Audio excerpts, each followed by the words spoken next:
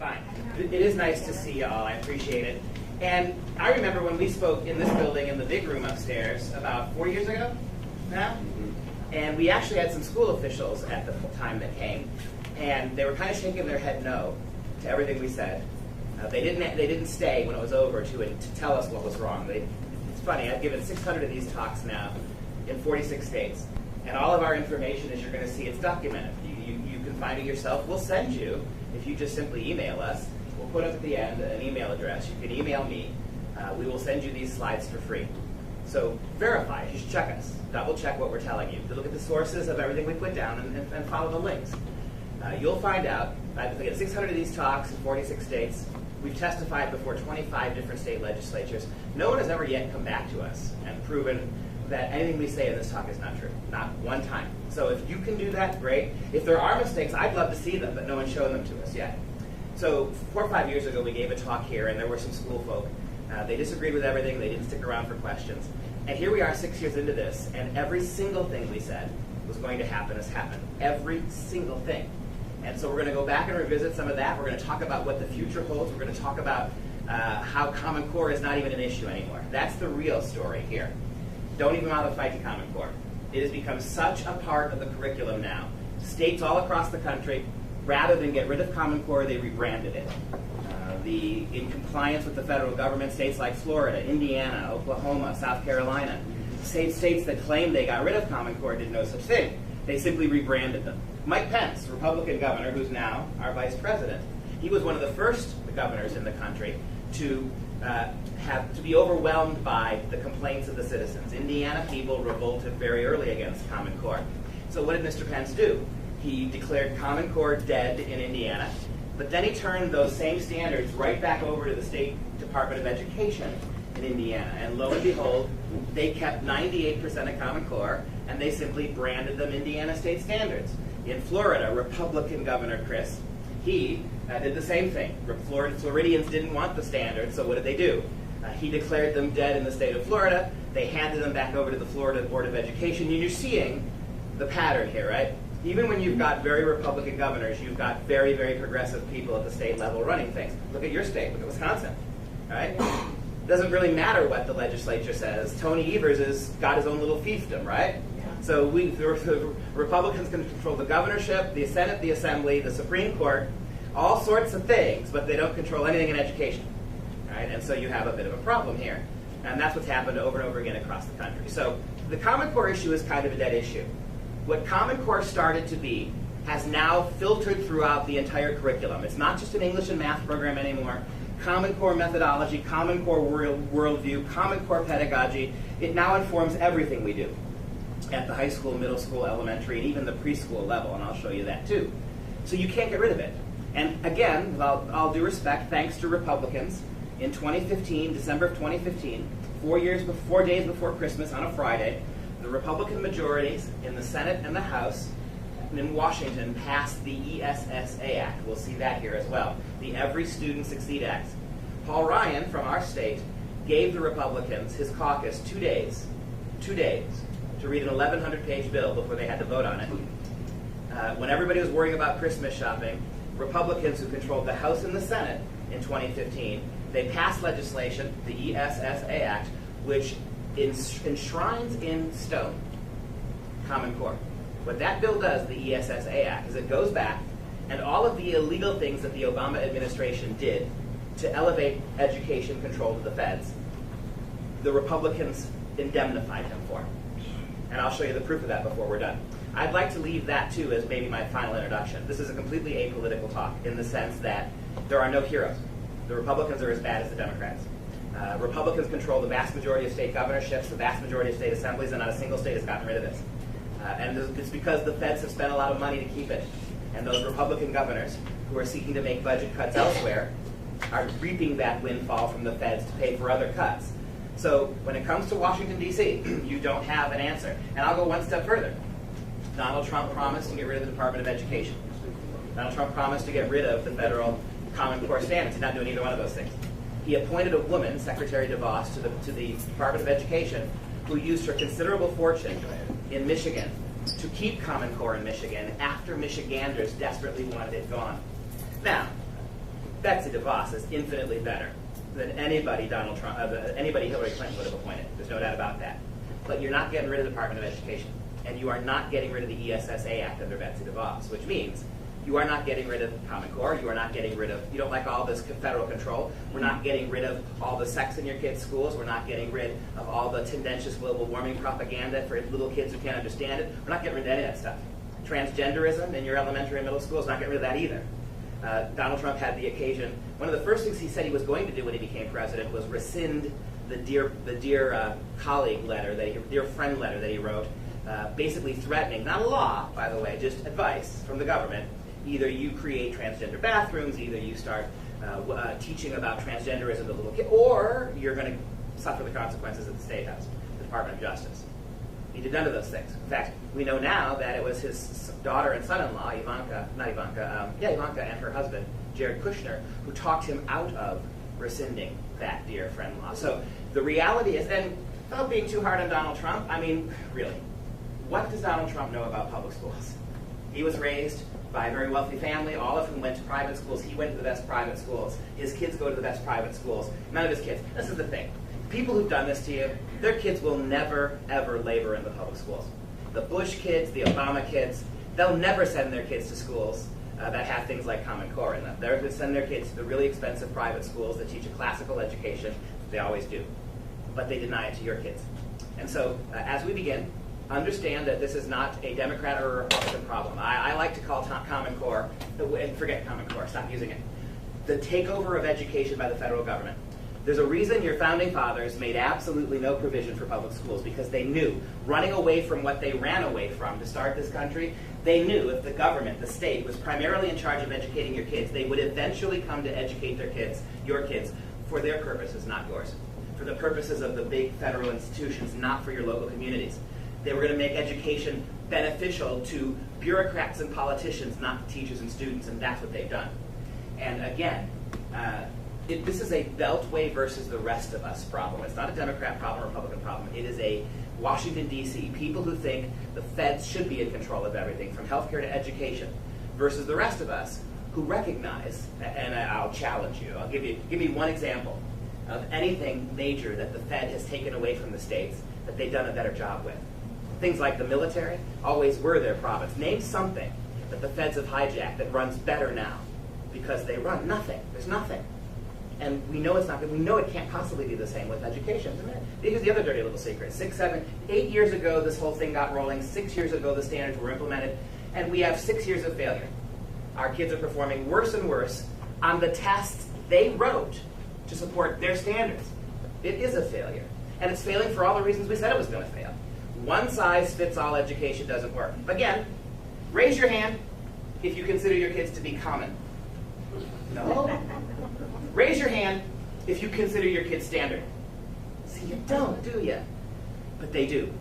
I like what Albert Einstein said in the 1930s when the Nazi regime was doing a lot of this. It was federalizing their schools. It was providing national socialized medicine to the families. It was taking kids away from their parents and educating them collectively.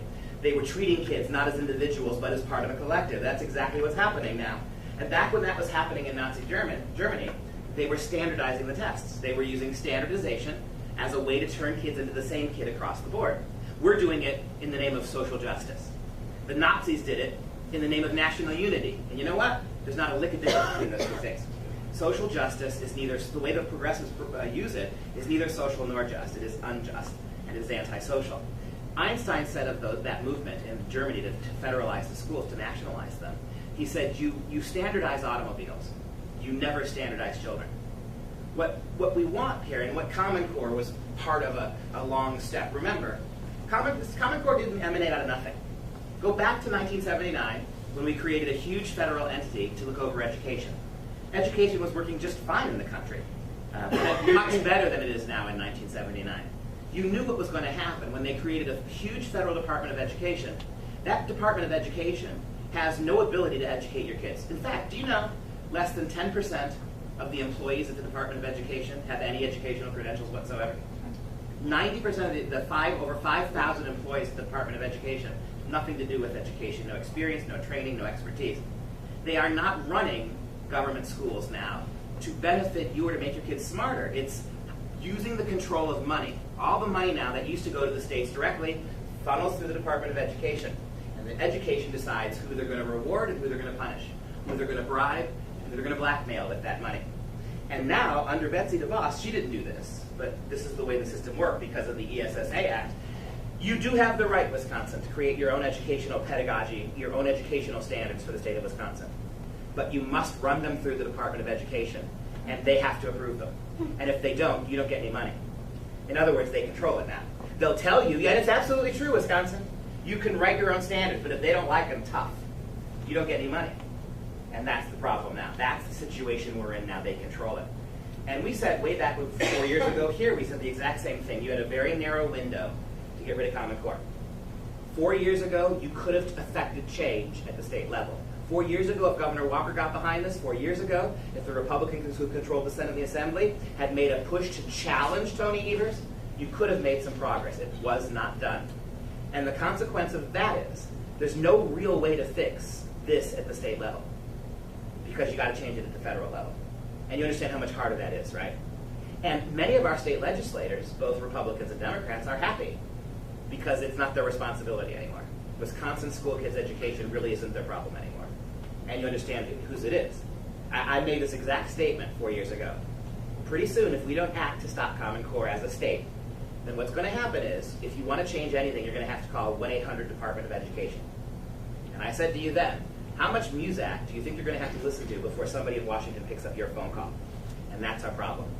We have much more control over state politics than we do over federal politics. And now, education is primarily a Fed problem. And that's where we sit. That's why the Common Core issue is dead. But before Common Core, you had George W. Bush, right? We think of Common Core, we think of Barack Obama, evil, evil, evil, and yes, it was, but was it much better than No Child Left Behind? No. In fact, who wrote No Child Left Behind? Remember? Yeah, you got it, right? People think No Child Left Behind, they think George W. Bush. George W. Bush, this uber right-winger, allowed the most liberal member of the Senate, arguably the most liberal member of the Senate ever, to write the entire education package that we now know as No Child Left Behind. And what was it? It was one-size-fits-all education. It was outcome-based education. That's what Common Core is. Outcome-based. We don't worry about your kid's individual talents. We don't worry about, in the classroom anymore, where the child in front of you is educationally. We worry about where we have to get them to. And it has to be the same place for every kid. That's mandated now. You're going to get 60 million American school kids to exactly the same place. By definition, it has to be a lower place, right? Because the minute you raise standards, what happens? Social injustice. These kids can't make it, so you lower the standards. That's why it's failing. But it's even failing by its own standard, right? We've lowered the standards overall, and our kids still can't reach them. Why? Because you're not teaching them primarily education material now. The primary purpose of Americans' classrooms is no longer reading, writing, and arithmetic. And I'll prove this to you in about 2 seconds. The primary purpose under Common Core, and before Common Core you had No Child Left Behind, before No Child Left Behind you had Goals 2000 with the Clinton administration, and before that, all the way back through the 80s. This has been going on for a long time. I phrase it like this. In the early 1960s, control of the classroom was entirely in the hands of the teachers. In 1960, teachers gave the exams, they taught the subject matter, they evaluated the kids, and they gave grades. That made sense. The teachers saw them every day. The teachers knew who the 30 kids they had in their classroom were. In the 70s, all that control was pushed up from the classroom to the districts. In the 80s and late 90s, that was pushed from the districts up to the state level. And ever since about the mid-1990s, more and more we have pushed control of the classroom up to the federal level. It has now been accomplished. The feds are the primary stakeholders now. Not you, not your kids. You pay the real estate property taxes. You fund these schools. But you have almost no say in what goes on in your local schools. Almost none. Our school boards, our elected school boards, we got a representative right here. They've become nothing more than rubber stamps for what superintendents tell you the state says you have to do. Right? And even when you get a good one like Chris on there, he's constantly fighting against superintendents who march into these school board meetings, and this is how the state says it has to be done. This is what the feds want. And you have very limited ability to fight that. We also predicted 3 and 4 years ago that local school boards were going to become relatively ineffectual because there's not a whole lot they can do. And even if you do get, critical mass on the school board. You're still fighting uphill with this. See what happened to Germantown, Wisconsin, right? Germantown is the one school district that adamantly rejected Common Core state standards, as is their right. And to this day, 4 years later, the state is still trying to punish them, still withholding money from them, still threatening them with lawsuits, still trying to force them to become part of the big state curriculum. We run a private school. Freedom Project Academy is a completely online, government-free school to try to help moms homeschool if they want to get out of the system. We keep hearing about how broke the state of Wisconsin schools are. Every month, once a month, sometimes twice a month, we get direct letters from the DPI in Wisconsin, the broke DPI, offering us as a private school money. They've got thousands and thousands and thousands of dollars they want to give us. Why? Because if we take their money, then we have to play by their rules. They don't have money to educate your kids, they say, but they got plenty of money to try to shop around to people like us. It just tells you what kind of a scam we're dealing with. To understand this, we have to just remember this guy. And, he was just indicted. Did you see that? This is Jonathan Gruber. He is one of the architects of the Obamacare legislation. I always like to start my talk with this, because he told the truth. In 2014, after Obamacare was securely in place, and now you see, right? By all means, keep giving power to the Republicans, and they're not getting rid of it. It's not going anywhere.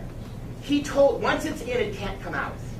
I can't think of a single major federal takeover of anything that was ever reversed in the history of this country.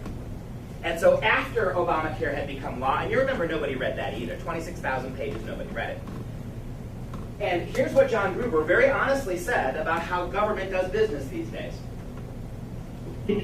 Got it? If you had a law which said healthy people are going to pay in, it made explicit that healthy people pay in and sick people get money, it would not have passed. Okay? Just like the lack of transparency is a huge political advantage. And basically, call it the stupidity of the American voter or whatever. But basically, that was really, really critical to getting the thing passed. If we had told you what was in the bill, you wouldn't have passed it. You wouldn't have wanted it. Call it your own stupidity. Call the voters stupid. But lack of transparency, us not telling you what's going on, is how we win these things. And interestingly, he was just indicted a couple months ago for embezzlement, basically, for overcharging the Fed. $6 million his consulting fees cost, right? So now he's finding himself up against it. But I always show you that clip to make one point to you. Say what you will about national health care. That was a model of transparent government compared to how they fixed your schools. Everybody was talking about Obamacare. Obamacare had hearings in the Senate and the Congress. Obamacare was on C-SPAN. Obamacare had hearings before the Supreme Court. None of that happened with Common Core.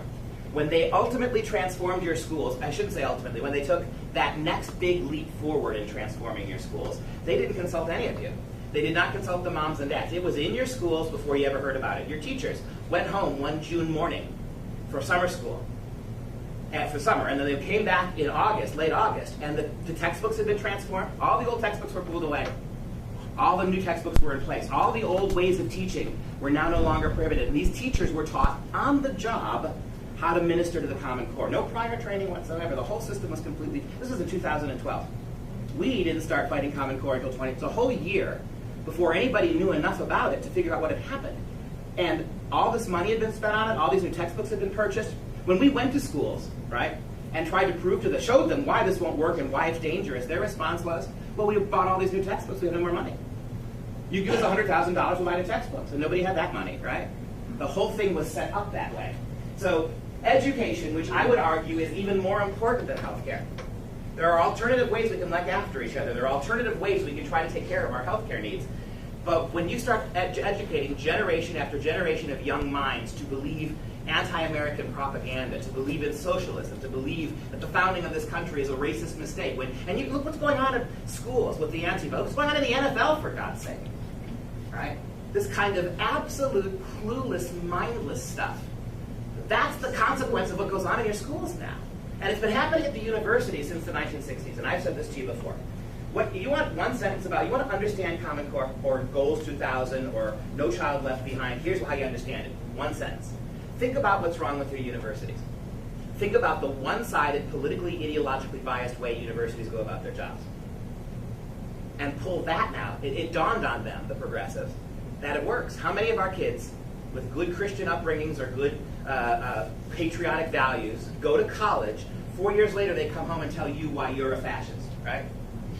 They recognized how well it worked at the university level. So Common Core is simply, all this federal intervention is to pull that ideological way of teaching down to the high schools, down into the middle schools, and down even into the elementary schools. And to understand this, I mean, this sounds shocking, but it won't sound shocking if we just spend about 10 minutes trying to understand the history of public schools in this country. Your founding fathers did make no provision for public schools, and we're going to start calling them government schools because the government, the feds own it now, government schools. The founding fathers made no provision, not because they were terribly educated men. They were men dedicated. People like Jefferson were dedicated to education. But they understood that it was primarily a family issue, that families were the ones. And you think about the one-room schoolhouse model, right? Where a local community like yours here, right? What you would 200 years ago, what you would have done 150 years ago, what would you have done? This local town, right, of 7,000 people would have gotten together and hired your own teachers. Communities within your little town would have hired your own teachers to have them teach in a building. You paid their salary. You provided food for these teachers. They lived in the back of the schoolhouse. And you sent all your kids to that, in that neighborhood, you sent your kids to that school. And guess what? If the teacher couldn't teach the kids or they weren't learning anything, you could fire them on the spot and bring in other teachers. You had absolute control over this. About 1850, the American public school model was born. And Horace Mann, there are statues to Horace Mann in every state in the Union. There are statues to Horace Mann praising him as the father of American public schools. When Horace Mann put the American public school system together, do you know what model he used? He did not. He looked around the world to find a model that he could base the American school system on. He chose the authoritarian Prussian system. Prussia was a region of northwestern Germany, very militaristic, Otto von Bismarck. Philosophically, they were the precursors of Nazism in many respects. That's the model Mann picked. Why? Because he wanted schools to be about controlling kids, not educating them. He wanted schools to become tools of the state, not opportunities for kids to blossom as independent thinkers. He chose that on purpose. In fact, here's what he said about them. In 1850, when the schools got rolling, after a child has arrived at the legal age for attending school, whether child of noble or of peasant, the only two absolute grounds of exemption from attendance are sickness and death. We who are engaged in the sacred cause of education are entitled to look upon all parents as having given hostages to our cause. From the very beginning, Horace Mann did not believe that parents should be allowed to educate their children. Horace Mann did not believe that parents had the right to pass on their values, their religion, their ethos to their own children. This is quite literally, in his own words, this is a hostage situation. We want to divorce your parents from kids. We want to be the primary molding interest in kids' lives. John Dewey, and I've got, when we send you these slides, there are many, many, many, many more Horace Mann slides that back this up, and many more John Dewey slides. John Dewey, perhaps more important than Horace Mann in the long run, but less credit he gets. John Dewey was not a pretend communist. He was an actual card-carrying member of the Communist Party who went to Soviet Russia in 1917 to congratulate Lenin on the takeover. And what Dewey argued for about 40 years is that the primary place to teach communist philosophy is in the elementary school classroom. One of Dewey's favorite quotes: "Children who know how to think for themselves spoil the harmony of the collective society which is coming, where everyone will be interdependent." In other words, we don't want independent thinkers. We don't want critical thinkers. We don't want kids to be educated to the strengths. We want them to be educated in a communal way. Do you understand that 150 years ago, these are the seeds of what we now call social justice education? Much less important are things like reading, writing, math, because not all kids are good. Not all kids can do math. Not all kids can read at a high level. In fact, most kids can't do everything well. Kids have different strengths and weaknesses. So what are we going to do? We're going to, in the name of social justice, commonality, right? We're going to destroy critical thinking. We are going to make sure kids come out equal. And as I said before, the only way you do that is not to pitch math high, so the real talented math kids can get it and leave the rest behind. The way you do this is to pitch it all low and replace real learning in the classroom with a whole lot of sociological manipulative garbage. And that's why, if you've read any newspapers, they're introducing transgenderism to 6-year-olds. It's why teachers in California, kindergarten teachers, are having coming out parties for transgender children at age 5. Look, whatever your view of transgenderism, homosexuality, I don't care. I'm not going to try to change your mind on it. It's not my interest. My simple point to you is, you don't teach 5-year-olds about heterosexual marriage. You don't teach 6-year-olds about heterosexual biological sex. You don't do that. Because you know it's inappropriate. Little kids can't process that. When you're teaching subjects and issues like that to young children, you're indoctrinating minds that have not learned how to think abstractly, have not developed yet. It's kind of child abuse. It's also a very effective way to make sure that those children grow up with all of your preconceived notions. See, and you wouldn't do it. Heterosexual or not, you wouldn't teach 5- and 6-year-olds that kind of sexuality, but they're doing it. Why? To break this down, right? And so we don't want children, and that's one of the primary concerns about Common Core. It does not breed critical thinking, it breeds collectivist thinking. You have these collective math assignments, right? Where kids are put in groups doing math homework together, and it doesn't matter if each kid in the group knows what the right answer is. All that matters is the collectivity of it all. And this is John Dewey at the turn of the century. Those children who know how to think for themselves spoil the harmony of the coming collective. How about, by 1983, Dewey's direct disciple, John Dunphy, who became president of the Humanist Society and had a huge role in deciding curricula and textbooks for American public schools. He wrote this in 1983. I am convinced that the battle for humankind's future must be waged and won in the public school classroom by teachers who correctly perceive their role as proselytizers of a new faith. The classroom must and will become an arena of conflict between the old and the new, the rotting corpse of Christianity, together with all its adjacent evils and misery, and the new faith of humanism, resplendent with the promise of a world in which the never-realized Christian ideal of love thy neighbor is finally achieved. Do you hear anything in his description of the schools that has anything at all to do with reading, writing, and arithmetic? There's nothing in these people's statements that has, and do you understand now why our kids' performance keeps going down? It's not the emphasis. I've said many times, when we were going to school, when I was going to school in the 70s and the 80s, I got politicized. I got a pretty decent education. I was taught how to read, write, do math, that kind of stuff. But I could feel myself being, when I was 7 years old, in 2nd grade, the 1970s, I remember having nightmares for 2 weeks because my 2nd grade teacher spent 3 weeks talking to us about the coming ice age. 1976, how the world was going to freeze to death. And which is fine. You believe that, believe it, but you don't teach that to 6-year-olds. I remember having nightmares of 6-mile-high glaciers pushing me and my entire family into the ocean sometime before morning.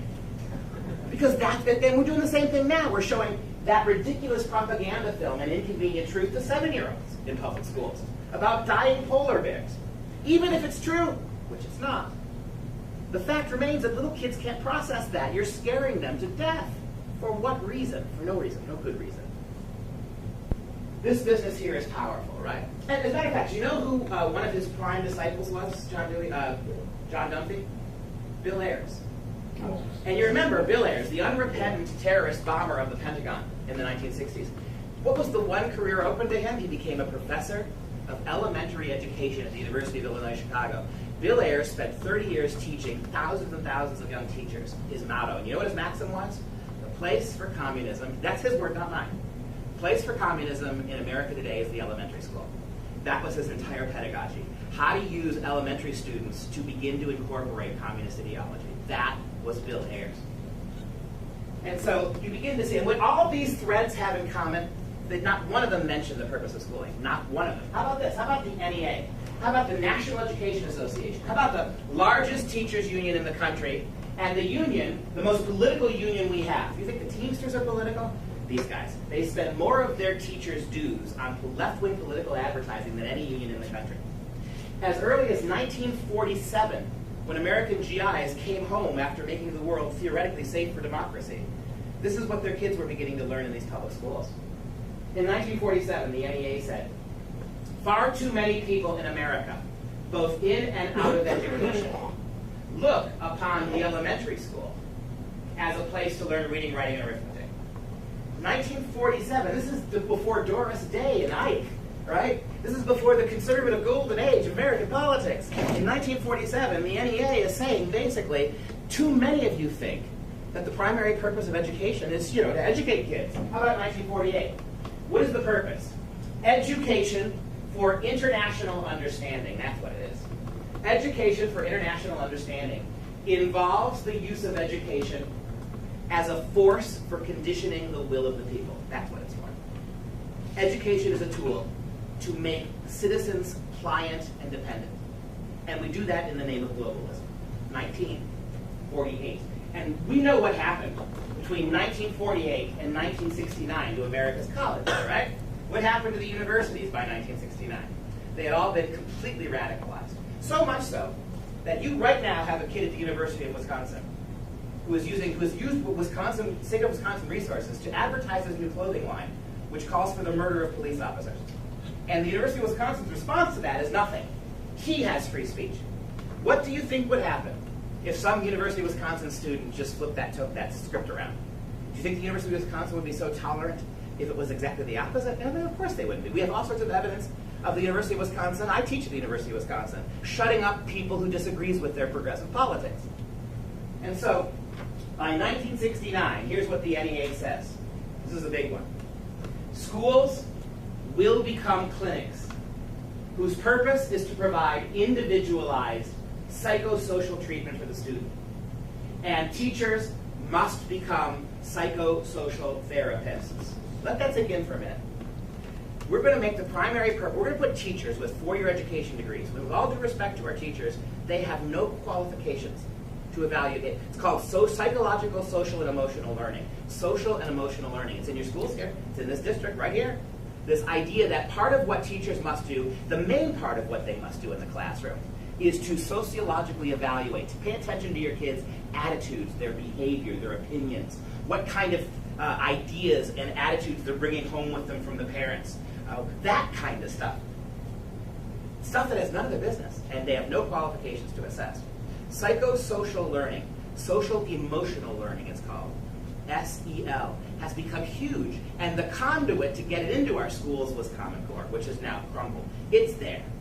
The idea is, the purpose of schools, 1969, is to provide individualized psychosocial treatment for students.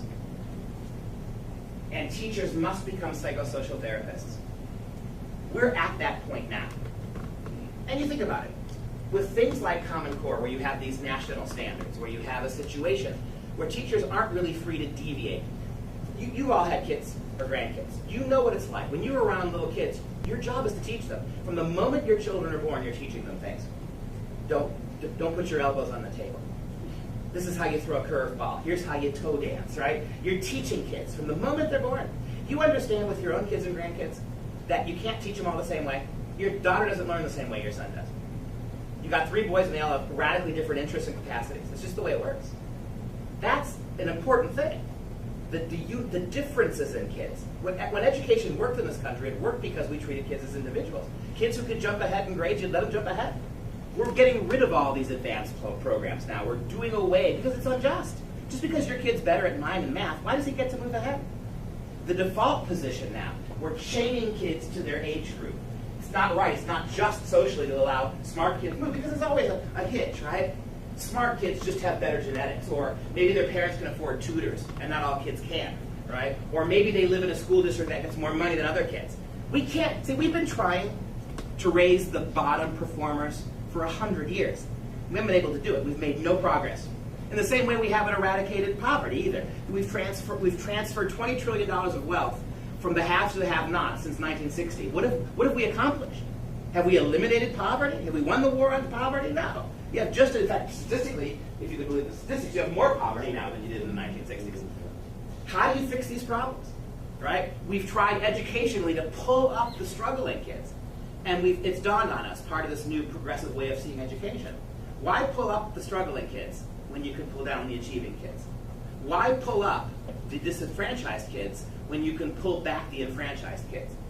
That's our model of it, and we consider that social justice, right? But as early as 1969, right, teachers will become psychosocial therapists. And now, let's jump to the Obama administration. Let's jump to what happened under Obama. Because everything I just showed you All those quotes, you'll see modern educrats saying them again. That's Arne Duncan. He is Barack Obama's Secretary of Education for almost 7 years of the 8-year term that Obama was in. Notice the date, March 2009. Obama was inaugurated mid-January. Within 2 months of Obama's inauguration, they had hit the ground running educationally. And here's what Arne Duncan said was going to have to happen to the schools. I think our schools should be open 12, 13, 14 hours a day. So it's not just lengthening. So 8 to 8 or something like that? At home, we attached healthcare clinics to about 24 of our schools. Where schools truly become the centers of the community, great things happen. And this is a chance to really create what I think the 21st century school has to look like. This needs to be the norm, not the exception. Time matters tremendously, and all of our families need our doors open longer. Is this a big ticket item in terms of financial resources? Finances is a piece of this, and we again have significant financial resources, unprecedented financial resources coming to the table. But let me be clear, this is thinking differently and being creative. We need our schools open 12, 13, 14 hours a day, 365 days a year. We are beginning to build healthcare clinics on all of our new school construction. We want schools to become the centers of the community, not churches, not the family home, not the local administration, the mayor's office. We want government schools. This is what the future has to look like. The government school is the center of every community. Did you hear his faux pas? At one point, he actually called the schools, our parents want our stores open longer, he said. The idea that your kids are going to get their health care, they're going to get their moral education, they're going to get their dentistry, they're going to get their everything they're going to get from the schools. And they're going to control it, right? We want, schools open all the time. Watch what happens here. It's interesting. Here is 2015, a couple months before Duncan walked away from the Department of Education. And what happened between 2009 and 2015? The entire Common Core idea was conceived, implemented, and cemented in stone. That's what happened. And on his way out, he was thinking about the future. And before I move forward, that clinic thing is serious. We're building clinics on our new... Remember what 1969 the NEA said? Schools are going to have to become clinics, right? Clinics that look after your kids, because you can't trust mom and dad to do it. In places all across the country, we're feeding kids 3 meals a day. In places like Green Bay and Memphis, Tennessee, they've won huge federal grants to feed kids breakfast, lunch, and dinner all summer long when school's out, because that's the argument, isn't it? If we're going to feed, if the government's going to feed your kid for 9 months, if we turn them over to you all summer, they'll starve to death because you don't know how to feed your kids. And get this, it's worse than that. Because of social justice education, it is now not proper to feed only the kids who need it. If you're only feeding the kids who need it, the low-income kids, you're stigmatizing them. By feeding only kids who are, for lack of a better word, poor, you're making them feel bad. So these grants mandate that every kid who goes to the school has to get government food, so the kids who need it don't feel bad. So we're actually in places like Memphis feeding kids whose parents make $1 million a year, so that the kids who don't, the poorer kids, don't feel bad about it. This is what I'm telling you social justice education is. What are they putting with? And the question you got to ask yourself is, how much of what we as parents do we want to let the federal government do? Obviously, the answer is everything.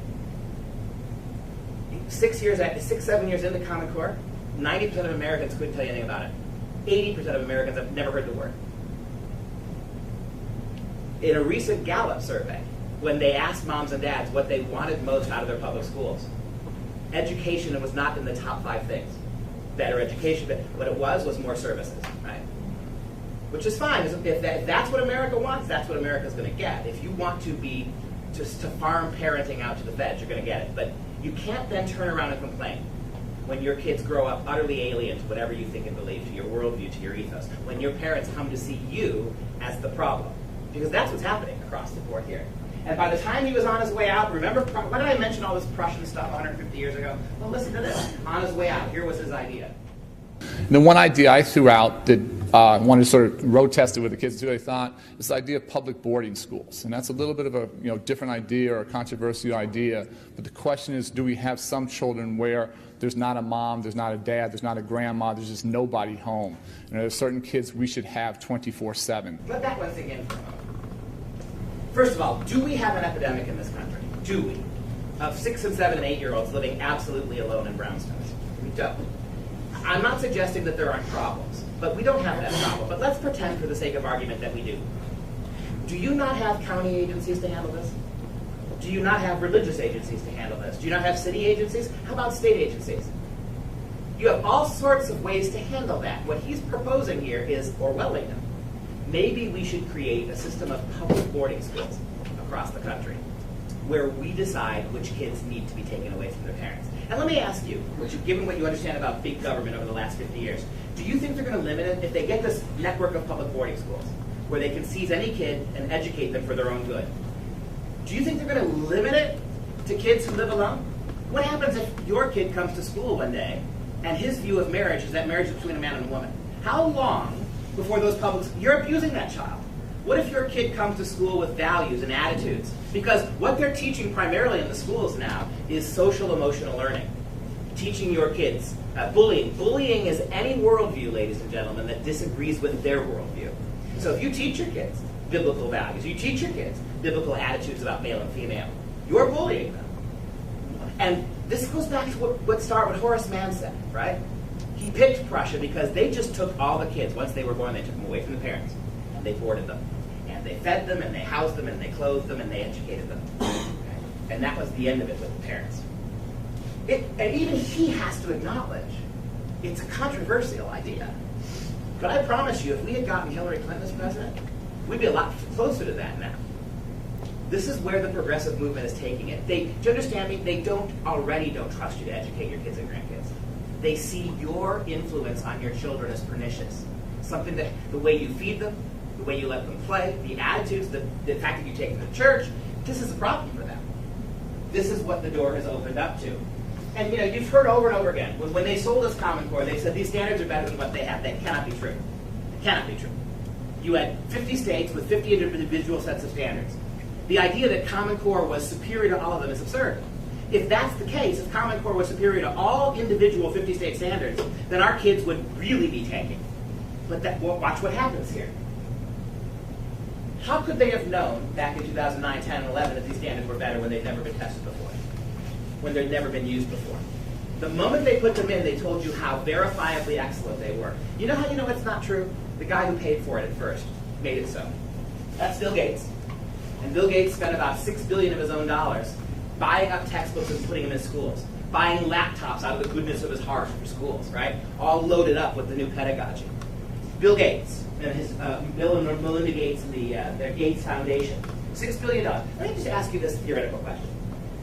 What do you think your newspapers here in New London, what do you think the newspapers across Wisconsin and the country would have said if some right-wing billionaire spent $6 billion to orchestrate the schools the way he wanted them, to put all his stuff into them? Think they'd be okay with that? But it was Bill Gates, so you never hear a word about it. Bill Gates, he's a progressive educrat, so therefore it must be okay. But let me ask you, what are Bill Gates' educational credentials? What credential does he have? He dropped out of Harvard because school was worthless to what he wanted to do. That's exactly right. Do you understand the problem of this? And the people ask me all the time, well, what does Bill Gates get out of this? If you're going to impugn his character, then what's the... Well, wait a second. It's been conservatively estimated that 70% of American school districts across the country, 70%, need radical upgrades in technology, software, hardware, computer training to be able to run the kind of tests that the Common Core demands. Whose computers do you think are going to the schools? Whose technology, whose applications are being used? His is, right? No, I'm not suggesting to you that the only reason for this was for him to make money. It's control. What Bill Gates wants is control. He wants Common Core to be a worldwide phenomenon. Bill Gates wants every single kid in the world to be getting exactly the same lesson on exactly the same day in schools all across the world. One unified global education at a time. That's what he wants. And he's on record as saying it. But here's what he said in 2011 about Common Core when he was putting it in. It would be great if our education stuff worked, but that we won't know for probably a decade. Good. In 2011, when the whole thing was getting started, he said, we're not even going to know if it works until 2021, excuse me. We won't even know.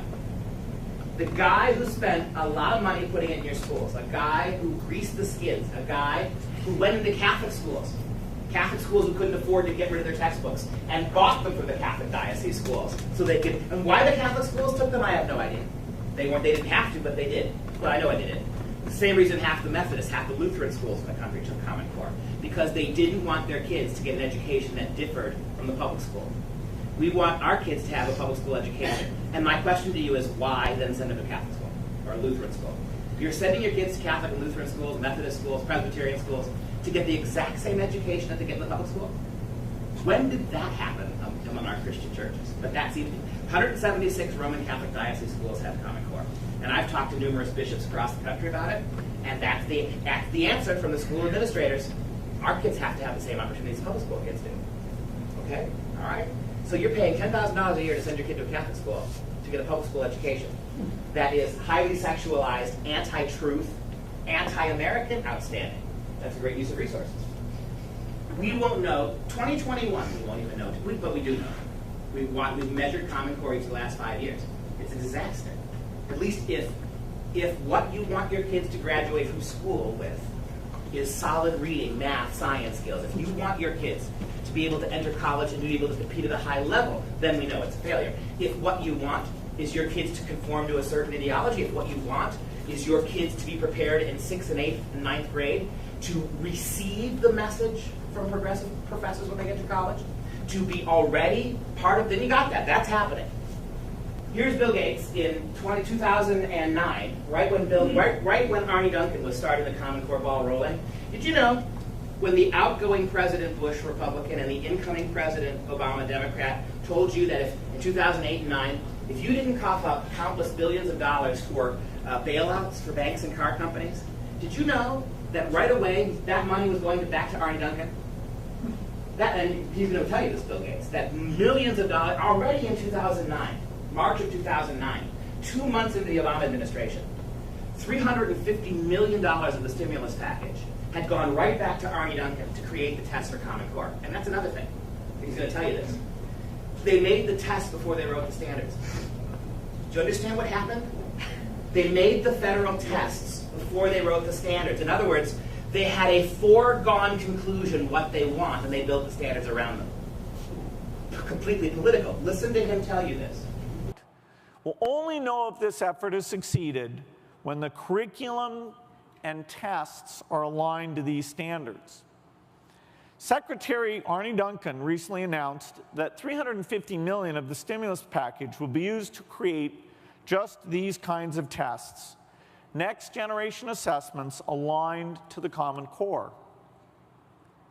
When the tests are aligned to the common standards, the curriculum will line up as well. How many of you right here in this little town were told by your school administrators that they're just a set of standards and our teachers are free to teach any way that you heard what he said, right? When the tests are finally aligned to the standards, the curriculum will have to line up as well. Why are your teachers spending so much time on social emotional learning? Because they can't spend it on the real aspects of teaching anymore. Because the curriculum is all already organized in such a way that it feeds the test. There's no deviance. I mentioned to you that when you taught your kids and grandkids, you knew when the book wasn't working, or you knew when the method wasn't working. You knew when to put the curriculum down and try a different way to reach your kids. That's what great teachers are. I've been a teacher for 25 years. The best teachers are the ones who can feel out. They know the kids, and they know if something's not working. And they can get off script and help kids be creative. There's no room for that in Common Core. In fact, if you're teaching kids methodologies or ways or attitudes or ideas that are contradictory or that violate Common Core standards, and the administration finds out about it, you're not going to be employed very long. This is part of the collectivity thing that's going on here. And you heard him admit, right, that already within a few months, hundreds of millions of dollars, we estimate about $7 billion of the stimulus funds that were supposed to go to bail out crumbling economy went right back to the Department of Education. They wrote the tests with it before there were any standards. You understand that whoever controls these tests controls the standards, right? Controls the classroom. That would be the feds. Arnie Duncan's a federal employee.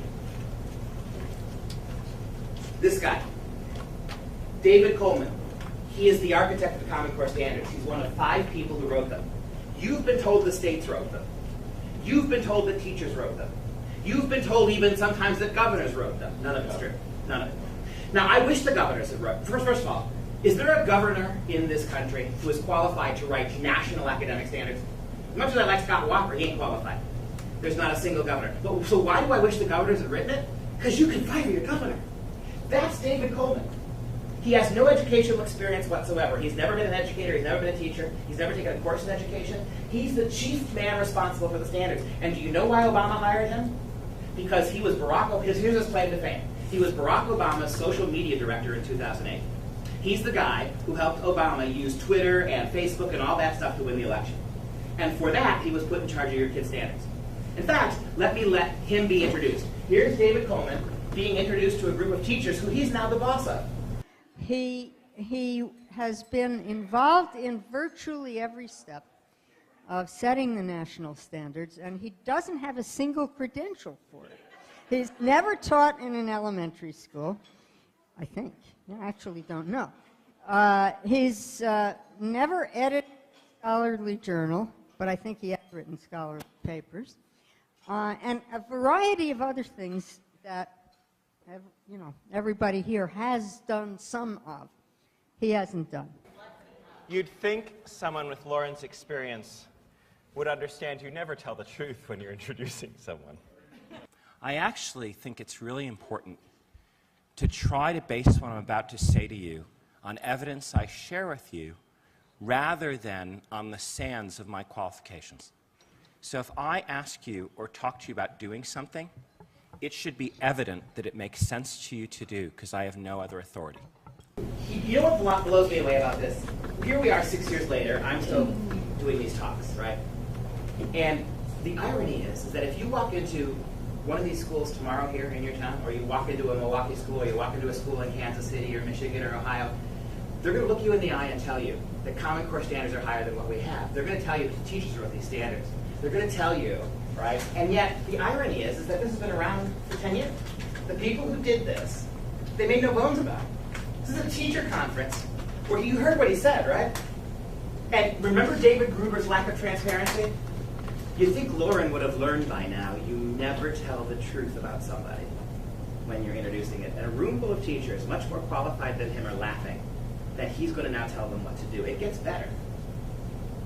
Listen to David Coleman on his own foundation. Just like Jonathan Gruber raked in about $6 million helping craft national health care, so too David Coleman has reaped millions. Here he is talking about his own organization. So with that in mind, I'm about to jump in, but I'm just going to say one word about my own organization, which is Student Achievement Partners. Student Achievement Partners, all you need to know about us are a couple of things. One is we're composed of that collection of unqualified people who were involved in developing the common standards.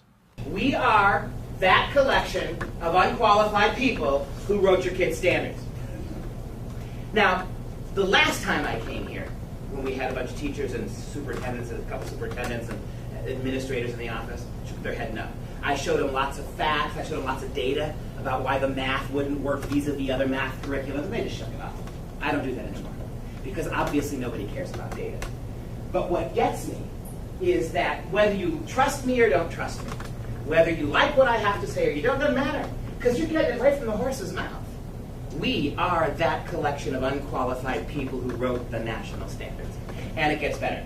As a 25-year teacher, to me, the most egregious, dangerous lie of Common Core is that our classrooms are still in control of our teachers, that our schools are still in control of our principals, that our districts are still in control of the state. In some technical and personnel ways, that's true, but not when it comes to education. The idea that your teachers are absolutely free to meet these standards any way they want, well, listen to what the unqualified fellow said about that. Which is teachers will teach towards the test.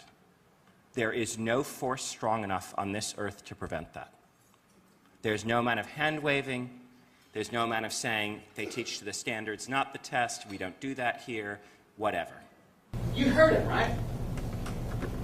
There is no force strong enough on this planet to prevent your teachers, yours, in this school district, from teaching to my standards. None. You can pretend all you want that they're teaching to the standards, not whatever you want to do. It's not true. And the guy who did it's telling you. This is John Gruber doing his victory lap, right? Tough. It's done, and there's nothing. And you know what should really make you mad? Not even the fact that he has no qualifications. It's the fact that you have no control over him. He is unelected. You've never heard of him. The taxpayers, the voters, the moms and dads who have their kids in these schools, you have no way to reach them. There's nothing you can do about it. Education was transformed by a rogue billionaire who happened to be a progressive and this guy who has has no credentials. That's who did it. How do you stop him? What do you do about it? You could take that video into your superintendent's office tomorrow. Do it, Chris. I'd love this. I'll tell you, she'll look at you like you're crazy. She'll look at you like you're nuts. And the interesting thing about David Coleman, how about this? You know what he's doing now? No sooner did he oversee the writing of the Common Core standards than he left that position without any educational experience, and he is now the president of the college boards. You know, the organization that creates the exams that your kids have to take to get into college, he's in charge of them now. And he's rewriting the test, the standardized tests, to conform to his Common Core standards, all without any experience or any qualifications. That, my friends, is what we call the death of the republic. That's what we call banana republic stuff. Unaccountable, unelected bureaucrats who you have no idea who they are, who have no profile, who have no experience, are transforming this country from issue to issue, and you don't know anything about it. That's the problem. Even if you think you like Common Core. God bless you if you do. How do you justify this? And so, not only is David Coleman in charge of the tests your kids have to take to get into college, see, which puts a lot of pressure, right? Why did those Catholic and Lutheran and Presbyterian schools all take Common Core? Because they knew the exams to get into college for these kids were going to be Common Core aligned coming down the road. And if we give kids a Catholic education, faithful to God and faithful to the family, well, they might not get into college. And that's the only reason we're educating your kids. Not for character, not for religion. We're educating your kids to be just like public school kids. The Catholic and the Presbyterian, the Lutheran schools, they realized if our schools aren't preparing your kids to succeed in a public school mentality, why would you spend the money to send them there?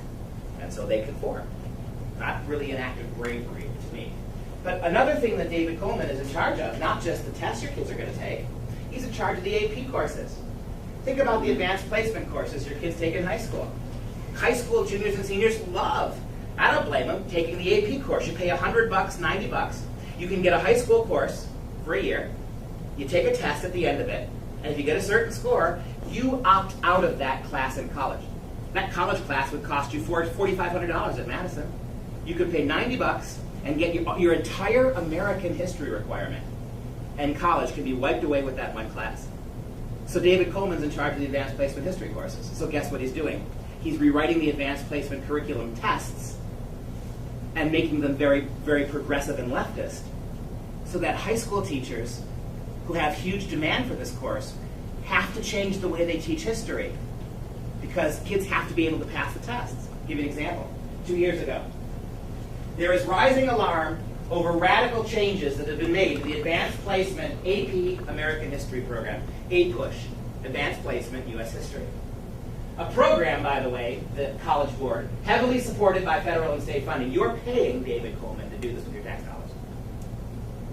That alarm flushes out another related travesty. The voice of the people has been muted because corporatists and other elites have figured out how to end-run the constitutional structure and are doing so on issue after issue. To summarize, the private College Board is rewriting all of its AP courses, starting, not surprising, right? If what you want to do is indoctrinate, you start with history, right? Starting with AP U.S. History. The new APUSH framework departs radically from the traditional AP course and now reflects progressive philosophy and leftist bias. Forget the Founding Fathers and the principles of the Declaration of Independence that proclaim the natural rights of freedom and self-government, and focus on the AP course instead. Concentrate instead on the racist cultural imperialism that built America. Now you know why they're kneeling. Because we've taught a couple generations of kids this now. The history of your country is nothing but racist. And look, if the Confederate flag has to go because it flew over slave states, the American flag flew over those slave states before the Confederate flag ever did. It has to go. If you got to get rid of Robert E. Lee, you got to get rid of Lincoln and Jefferson too. That's what they're doing now. Every aspect of our culture is irredeemably racist, sexist, homophobic, and bigoted. It has to go. And of course, you and I know the history of America is much more complicated. Why is it? How come these kids never get asked this? That supposedly built America. Ignore all previous state history. Remember back when you were in control of Wisconsin? All previous state history standards, including those in California, were fact-based, balanced, and fair. Forget all of those now. This is the mindset. ignore all state history standards, all or most of which reflected a fact-based balanced view of American history. And when David Coleman received over 300 letters from mostly liberal progressive college history professors. He got over 300 letters from college professors of history, most of them progressives, begging him not to do this because it would give a skewed view of American history to our kids. The progressives said that. And you know what his response was, David Coleman? Facts don't matter when teaching history anyway. To objections that students will learn an inaccurate version of American history, the College Board responded that facts aren't all that important anyway. What is important are historical thinking skills such as contextualization and crafting historical arguments. Previously, the AP test would be a couple of some short answer essays and some fact-based questions. Now, it's all essay. Write an essay, 500-word essay, on America's racist past. Write a 500-word essay on sexism in the American government. So they're getting these leading questions now. And when the progressive historian said, you can't do that, you're not teaching kids history. You're not teaching him the government or civics or fact. You're teaching them to argue certain ways. Coleman's response, facts don't matter. Here, I'll give you an example. This is the preferred textbook. Most AP programs across the country use this. It's the Common Core approved one. It's called Out of Many. When I was giving a talk in Florida, a teacher came up to me. It was like a drug deal, man. She came up to me, she pulled me into the hallway under a big trench coat, didn't know what was coming. Whips out that textbook. It was the teacher edition that you can't buy. There's no way to access it. And she says, you've got half an hour to copy this. And so I made a couple copies, right? This is the entire paragraph on George Washington. One paragraph in the entire book about George Washington. The only mention of Jefferson is in relation to his slave ownership. Madison, Hamilton, not mentioned at all. Here's what it says about George Washington, the only thing the kids learn. Quote, although he dressed in plain American broadcloth at his inauguration, and claimed to be content with a plain Republican title, Washington was counted among the nationalists. He was anything but a man of the people. By nature reserved and solemn, he chose to ride about town in a grand carriage drawn by 6 horses and escorted by uniformed liverymen. In the tradition of British royalty, Washington delivered his addresses personally to Congress and received from both houses an official reply. He was an elitist, a nationalist, implied racist. He was not a man of the people.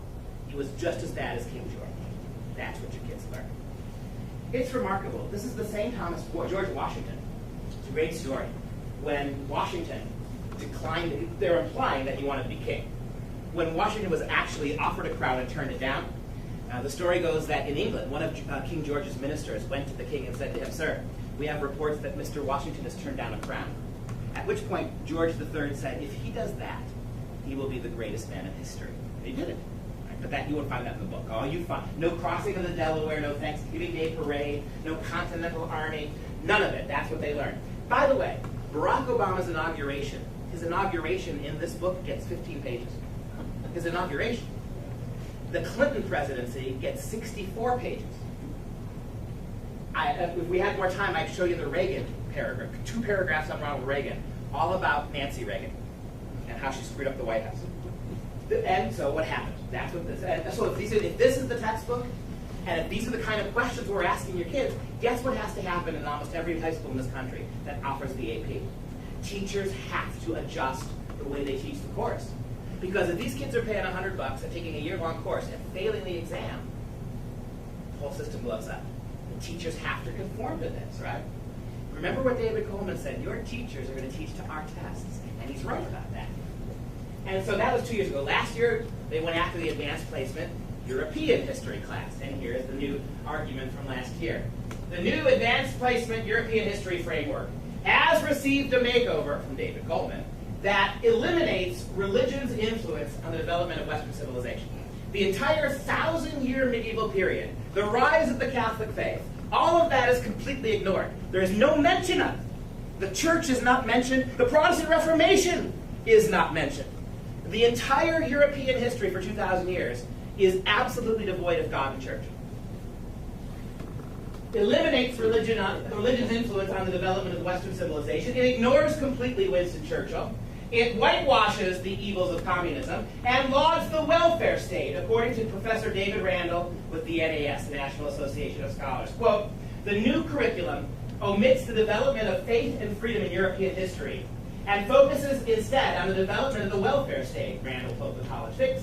The association released a report on this that says that the new framework warps and guts the history of Europe to make it serve today's progressive agenda. Further, virtually all mention of religion in the 19th century is removed. Several key figures, such as Christopher Columbus and Winston Churchill, are not mentioned in the College Board's framework. David Coleman, president of the College Board, was a major architect of the Common Core standards developed under the Obama administration. The College Board's new AP European History exam, quote, defines modernization around secularism, the state, all with thin support of intellectual history. It uses words like capitalism rather than free market to note how consumers and capitalists work against the environment. It gives the sense that the Industrial Revolution contributed more to poverty than to prosperity. It whitewashes the repressive Marxist and Soviet histories of Eastern Europe and predominantly features leftist Enlightenment political thinkers. That's the AP history. Oh, and he's going to go on every single AP course he's going to rewrite. I remember what Coleman said? We are that small collection of people, unqualified people. That's the guy who wrote the math standards. This is Jason Zimba right here. It's a little fuzzy. Jason Zimba. Jason Zimba is one of the 5 people working under David Coleman, paid by Bill Gates. Zimba wrote the math standard, almost exclusively. In this short video clip, Jason Zimba is going to admit that my math program that all your kids are taking, it will not prepare your kids for college level math. It will not prepare them for STEM careers. What good is a math program that will not prepare your kids for careers in science, technology, engineering, or math? It will not prepare them for that. At best, the really gifted kids might be ready for math at a 2-year technical college. He's being introduced in this video, you won't see her, by Dr. Sandra Stotsky. You may remember Dr. Stotsky was, as a retired professor of education, one of the foremost experts on childhood education. The Common Core hired her to vet their curriculum. They paid her to look at it and recommend it. She said, I won't recommend it, get rid of it. It's a disaster. They basically erased her comments and passed it anyway. So here she is, interviewing Jason Zimba about his math curriculum. Agreement that I believe we have on this. Thank you. Thank you. The definition of college readiness, I think it's a fair critique that it's a minimal definition of college readiness. I think your comment, Dr. Stotsky, is a fair critique. My math program is a minimum definition of college readiness. The definition of college readiness, I think it's a fair critique that it's a minimal definition of college readiness. For some colleges. Well, for the colleges most kids go to, but not that most parents probably aspire, right? It's not for STEM. It's not for international That's true. It's not only not for STEM, it's also not for selective colleges. My math program is not only not for STEM careers, it's also not for colleges with a standard. And he's going to give you a clever answer here. For instance, he's going to say, if your kid wants to go to UC Berkeley, he better have pre-algebra, right? Okay, fair. But you know what? Every college has a basic math standard. Any college that has a basic math entry level, and they all do, is the colleges he's talking about. Not only is it not for STEM, it is not for selective colleges, colleges that select based on math scores. It's not just UC Berkeley. It's UW-Madison. It's UW-Oshkosh that your kids won't be ready for. It's not only not for STEM, it's also not for selective colleges that, for example, UC Berkeley, even whether you're going to be an engineer or not, you'd better have pre-calculus to get into UC Berkeley, right? But we have to think of our engineering colleges, and that's scientific That's true. education. I think the third pathway goes a lot towards that. But your issue is really broader than that. Oh, yes. So I just wanted to make sure that we got that out. I'm not just thinking of selective colleges. There's a much broader question here. That's right. It's both, I think, in the sense of being clear about what this college readiness does and doesn't get you, and that's the big subject. But not to call something college ready when it only applies to a certain kind of college and a certain lower level of mathematical expertise that won't buy you far on the international market in most major disciplines of technology, economics, business, and so on. And all he can do is shake his head yes. I'll send you the video. If you think I've edited this video to make him look bad, he looks worse when you watch the whole video.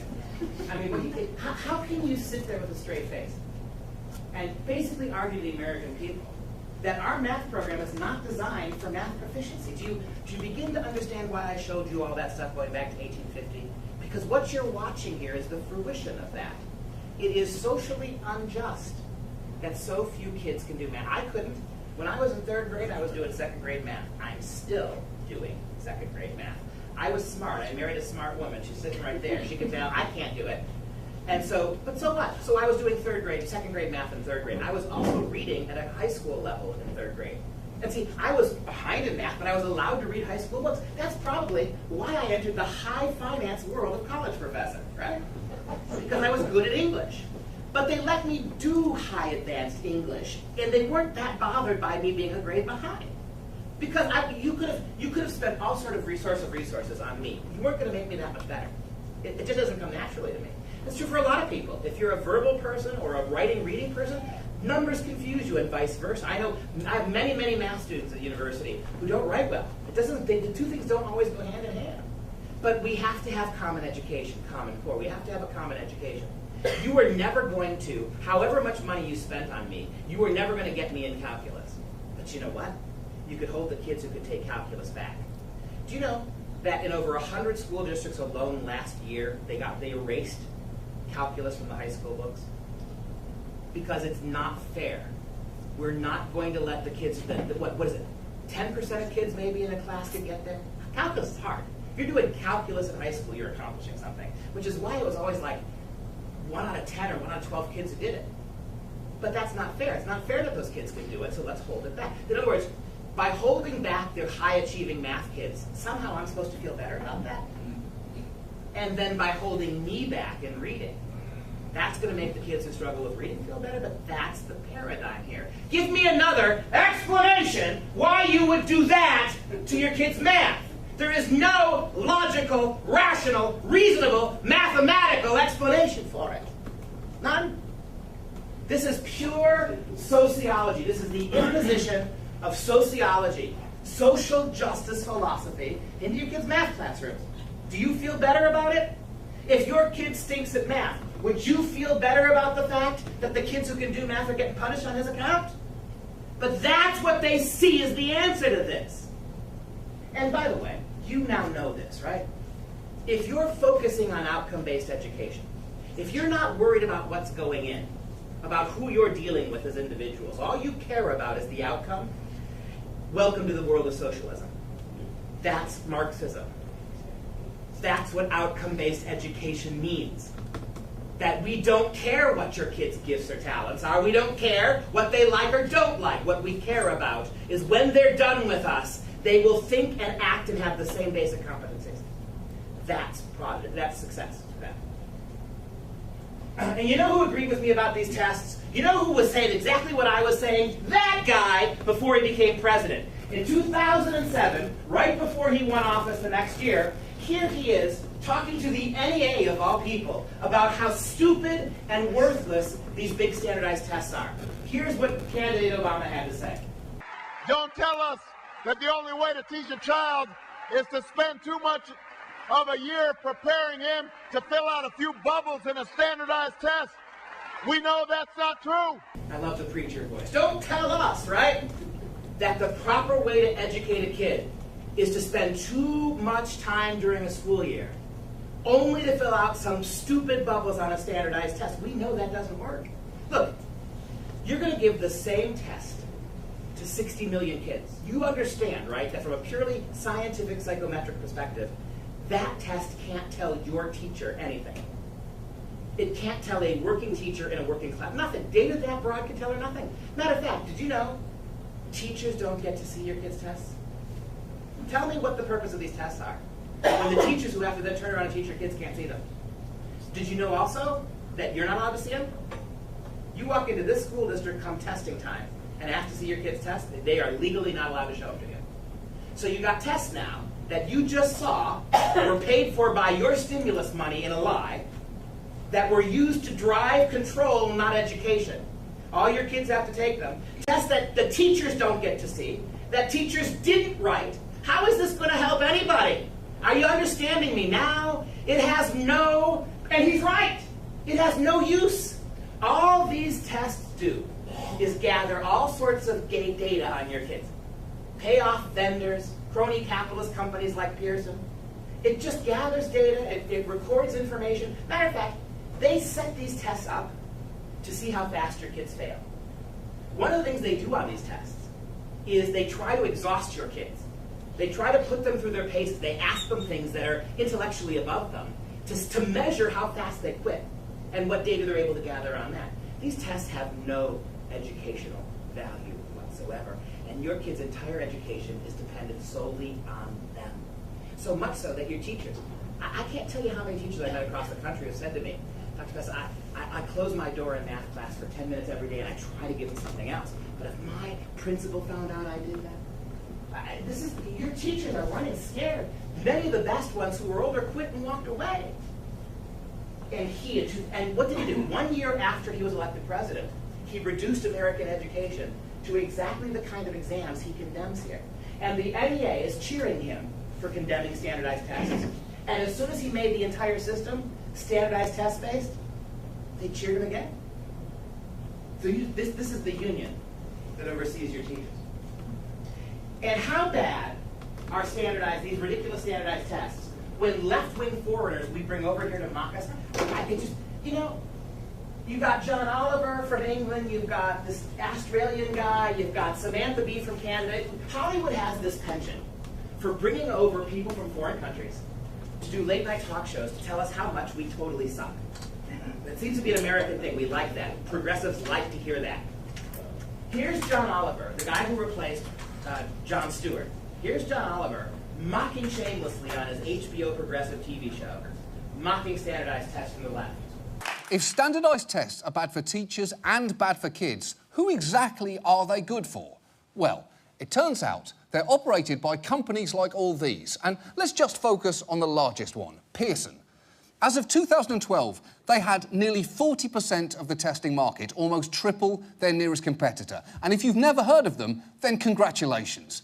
But just mention their name to any parent or teacher in a state they operate in, and you see what happens. A hypothetical girl could take Pearson tests from kindergarten through at least 8th grade, tests, by the way, that she studied for using Pearson curriculum and textbooks taught to her by teachers who were certified by their own Pearson test. If at some point she was tested for a learning disability, like ADHD, that's also a Pearson test. And if she eventually got sick of Pearson and dropped out, well, she'd have to take the GED, which is now, guess what, also a Pearson test. Their track record is littered with complaints concerning technical glitches, slow grading, and even the contents of their tests. Take what happened in New York just a few years ago. Almost 30 different test questions have now been declared invalid because they're confusing or have outright errors. They'd already pulled 6 questions from an English exam related to a bizarre passage about a talking pineapple. Students had to answer questions about the story, which they say goes like this. A pineapple challenges a hare to a race. Other animals figure the fruit has a trick up its sleeve, but the hare wins and the animals eat the pineapple. It ends with the moral: pineapples don't have sleeves. I was really confused because I expected a lot more from them. That article about the pineapple and the hare was stupid and absurd. Did you hear what the announcer said? According to the students, the question goes like this because we're not allowed to see the tests. The teachers don't know. The only evidence we have of that test question comes from the kids that took it. And remember when I said to you that the purpose of these exams is to frustrate your kids? Understand that little story in an English lesson. A pineapple challenges a hare to a race. The animals think the pineapple has something up its sleeve and bets on the pineapple. The hare wins the race, and the animals eat the pineapple. The moral of the story, pineapples don't have sleeves. In other words, it makes no sense. There is no moral, there is no rational progression of thought. You're asking kids nonsense questions just to see how they respond. Remember when I suggested to you they're trying to break your kids down? It doesn't make any sense. What good is a test that your kids can't see? And I'll give you one last thing. We've gone about our time limits. I want to leave time for some questions. So we'll go to one more slide here. So if teachers didn't write your kids' exams, and teachers don't grade your kids' exams, teachers don't really get to see them, then who grades them? Would it surprise you to learn That Pearson is taking out $9 an hour ads on Craigslist for people to come in off the street and grade your kids' exams? How seriously do your exams matter to them if they're bringing non-educators off the street, paying them $9 an hour on Craigslist? Listen to this. The company posted this ad to Craigslist. It's to find people to grade the exams. We looked at an essay every 2 minutes, a short answer every 5 seconds, every 10 seconds. We don't understand your kids. We don't understand anyone's kids. I was told when I was beginning a project that last year, there were a certain amount of 2s, a certain amount of 3s, a certain amount of 4s. We expect that to be similar this year. If that's not similar, they will tell you, we're scoring too many 3s, we're scoring too many 4s. And they'll say, you have to learn to see more papers as a 3. You have to learn to see more papers as a 4. I'm a 20-year English professor. These people with no educational background, hired for $9 an hour, they were given 2 minutes to read your kids' essays, 5 seconds to read your kids' short answers. I can't read an essay in 2 minutes after 25 years. And teaching at the university, I can't do it. You can't grade an essay. You can't grade a whole essay in 2 minutes. You cannot grade a paragraph-long short answer in 5 seconds. You can't do it. In other words, they weren't grading it. They were moving them through quickly. And then you heard the other guys, right? And we were told if we weren't grading it the way they wanted to, we had to regrade them. They went into those training sessions knowing what the output was going to be. And so they're hiring people with no educational background who could be bullied into grading it the way they wanted to. The whole thing is an utter and complete and total scam. This is, so my final comment before we take some questions to you is, the reality is here. The government schools are focused not primarily on giving your kids a good education. They are focused on socializing them the way they think it's necessary, sexualizing them the way they think they should be, shaping their politics, their attitudes, and their worldview. That's what the schools are doing primarily. Social and emotional learning, psychological intrusiveness, right? Tests that are measuring everything but academic achievement. That's what's happening in the schools. There's nothing you can do about it. There's nothing I can do about it. There's nothing Governor Walker can do about it anymore. It's a federal issue now. My advice to you, and ignore it. I do not see a safe place for your kids in these schools. No, don't get me wrong. Is your kid going to come across a good teacher who's going to try to subvert the system? Yes. But your kids still got to take those tests. This is a broken system. And as we said to you 5 years ago, if we didn't fix it now, you wouldn't be able to fix it in-house. One thing you can do in a small school district like this is put some pressure on your school board.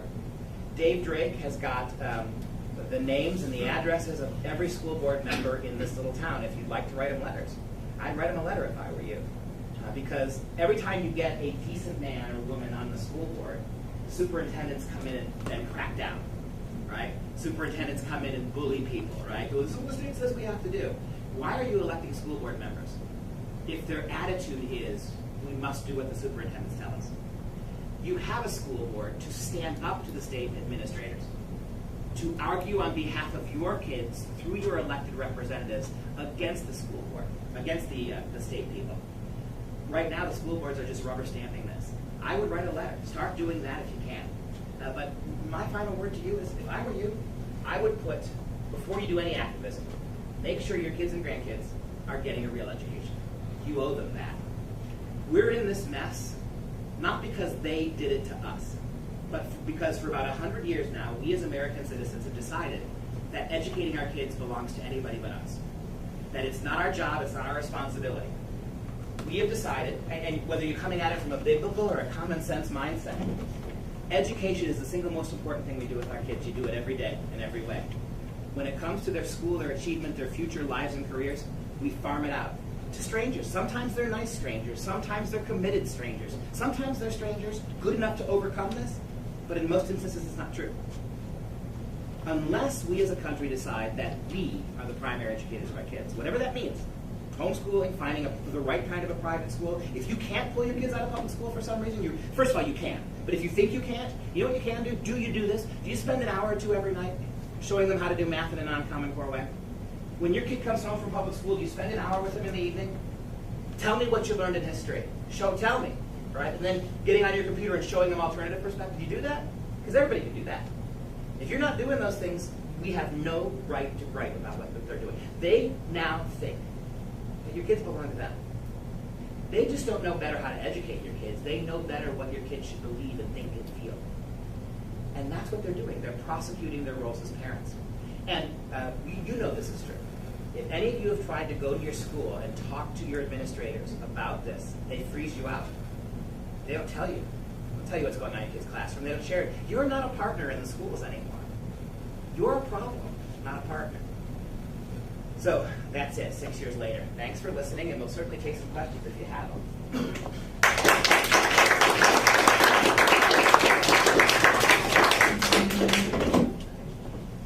Make sure, please, that you stop by and get there's a sign-up sheet, and get the list of the school board members in this. If you live in this town, get the list. And urge them, if nothing else, urge them to become advocates for parents and children, not for what state and federal government bureaucrats want. You can do that. You can certainly do that. And even if you're not from the school district, take one and write them anyway. Right? Let them know that's what we want. Fill out the slides. Oh, yes. I ended a little bit early in the sake of time, so if you want the slides, there, you can get them. Or sign that sheet and we'll mail them to you. You can get all this information for free. It's after 8. Does anybody, we don't have to, but does anybody have any questions, thoughts? Yes, Chris? I'm sitting here getting depressed about what's going on across the country and thinking all of a sudden I want to drop out of the school board because what good is it? Well, I'll tell you let me say what's good. I know you know this, but let me say what's good about it. There's 2 of us here in the New London School Board. John is up. Hey, let's introduce them so people know who's working for him. You're Chris Markinson, yes. Right? And you're on the school board, and your name, sir? John Heidemann? Heidemann, and you're on the school board as well. 2 school board members felt passionate enough about this to come and listen at least. Give them a hand for doing it. Before I turn it back to you, let me just rhetorically answer your question. 95% of American moms and dads are asleep at the switch. They don't know any of this. They're not interested in any of this. The fact that their kids are out of the house 8 to 10 hours a day and they don't have to deal with them, that's the key. So you answered your own question. Why are you doing this? For those moms that are paying no attention, right? You may not be able to fix this. You're not going to fix this problem. But what you can do is you can do, as school board members, you can do your best to prioritize the interest of kids and their parents to, whenever possible and practicable, stand up to diktats from DPI people.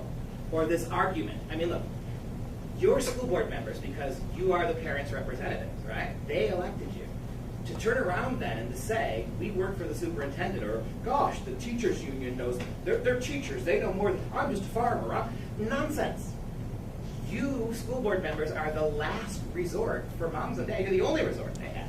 So there's a great reason to keep doing it, but my thoughts, yeah. I just want to add one thing and let people know that we've discovered in the last little bit here that New London School District has dropped the teaching, the rigorous teaching of cursive writing or long. Yeah, that was going to be my next thing. And that is, they haven't dropped it completely. They teach it for part of 2nd grade, but then beyond the beginning of 3rd grade, they don't. There's no district-wide effort to test it. It's not graded on or anything like that. And some of you know I have a monthly column in the Press Star. Thursday's issue, it's coming out on that, where I interview principals from our district and the 2 private school principals, which I salute because they are rigorously teaching it. Neither one of them are using Common Core in their education, and they are rigorously teaching cursive writing. I would like to hear from people, and you might want to let the other school board members what you feel about should we go back to teaching cursive writing. And with everything we talked about today, that may sound like a small, trivial thing, but it's not. Every psychodevelopmental resource we have shows that teaching kids rigorously how to not just print or type, but to handwrite, it turns on parts of the brain that otherwise wouldn't be connected. Cursive writing is linked to radical advancements in learning and cohesiveness in the brain. This is just undeniably true. But even more than that, by not teaching our kids and making them accountable to handwrite, you are closing off to them all the ancient documents, including all of our founding documents that were handwritten.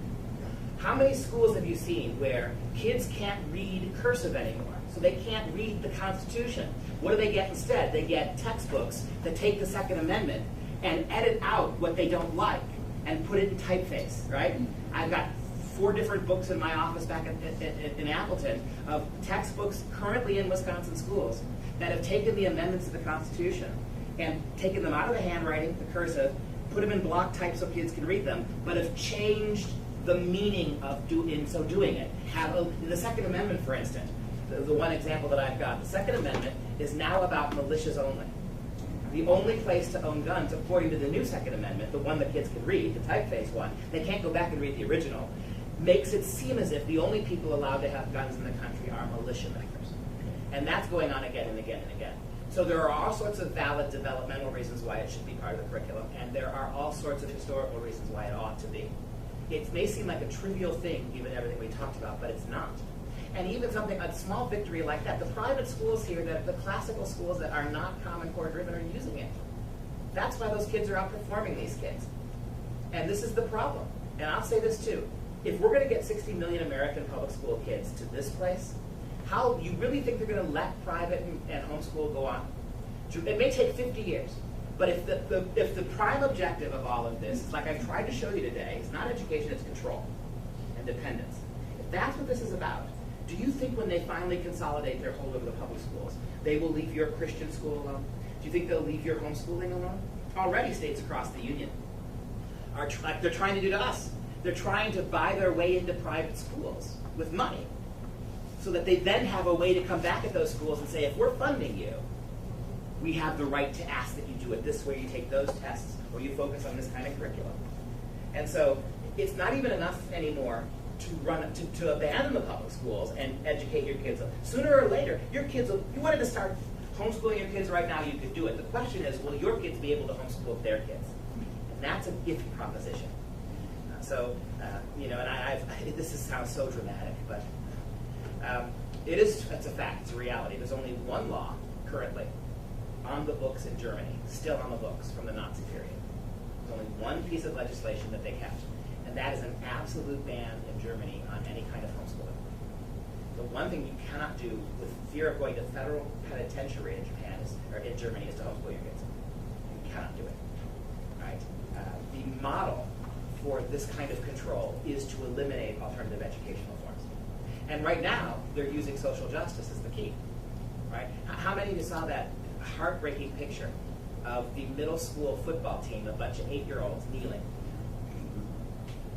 Look, say what you want. I mean, maybe there's a reason, maybe there's a justifiable reason for it, but 8-year-olds taking a knee, right? Used to be, like I said, 30 years ago, your kids went to college to get politicized, but most kids didn't go to college. Only 38% of kids went, still 38% of kids go to college. 30 years ago, it was less. 30 years ago, about 22% of kids went to college, 25%. That's different. Now, right, as we keep pushing for higher numbers in college, we keep pushing this agenda, right? And you don't even have to go to college anymore to get it. You're starting to get this in high school and middle school and elementary school.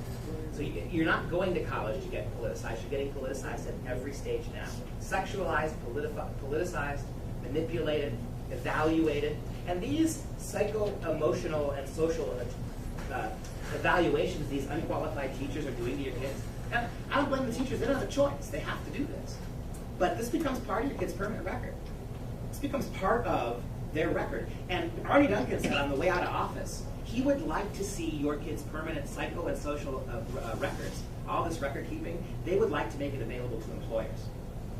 So some crisis, some politically incorrect thing your third grader does could be part of his dossier when at 22 he goes to get his first job. That's what they're doing here, right? And it is none of their business in any way, shape, or form. Yes. Go ahead. Repeat what was said about math not preparing the student to do what? Quote from Jason Zimba. Not only does this curriculum not prepare your kids for STEM careers, it doesn't prepare them for selective colleges, i.e. colleges with really high math requirements. That's the case.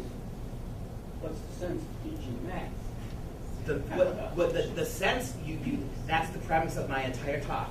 The purpose of teaching math isn't primarily math. It's to use math as a tool of all sorts of cultural issues. Look at the way they're rewriting math problems. Look at new math textbooks. Every math question, every story problem is now a social justice construct.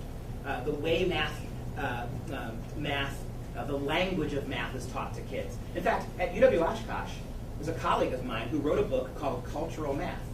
And the premise of it is how to use math to teach social studies, how to use math to teach a progressive worldview. That's the wave of the future. Now, don't get me wrong. Are your kids going to pick up some? If your kid's a talented math kid, will he pick up some math getting through this? Sure he will. If your daughter is really good at reading, will she be able to learn reading in spite? Yes. That's not the point. The point is that overall, the educational opportunities for all our kids will be significantly lower, and the politics and the ideology is going to be ratcheted way up. That's what's happening. And as a professor at the University of Wisconsin-Oshkosh, I can tell you, I'm seeing what these freshmen look like when they come to us now. 20 years ago, when I started teaching college, kids would come to me at the college level, and they would be pretty historically ignorant, but they were at least somewhat humble. These kids knew that they didn't know anything about history, and most of the kids felt bad about it. Now, they come to school ignorant and proud of their ignorance. They come to school not knowing anything about American history and convinced that it's somehow morally superior to know nothing about our racist, sexist country. What's happening now after 20 years, the ignorance is the same, it's worse in some ways, but the political arrogance that these kids are bringing to campus is shocking. They know, right? They know. They know that sexism, bigotry, racism, homophobia, they know. And it's frustrating because you can cure ignorance, especially if kids are somewhat humble, but you can't cure this. When you try to teach them a different way, they're quick to stop you, right? None of my other teachers teach me this way. Where are you getting this from? Well, you're telling me that America's not what I think it is? It's a harder sell to do it that way. Sounds pretty depressing, out there, but what's the percentage of students that you get that are that come in with a pretty good mind over it's a good question. Right, I'm an English professor. I would say that 40%, 4 out of 10 of the students I teach every year shouldn't be in college. Either they cannot do the work, they're unprepared and they're incapable of the work, or their attitudes are so bad they won't do it. 4 out of 10. Now you understand, if I fail 40% of my kids every semester, I'm gone, right? That's 40 dorm rooms not sold, 40 meal plans not sold, 40 tuition payments not received, right? And so 40%, and of my junior and senior English majors, the average reading level of my graduating seniors is about 9th grade. The average reading level when I started teaching Shakespeare to my kids at the university, I would teach 10, 12 plays a semester.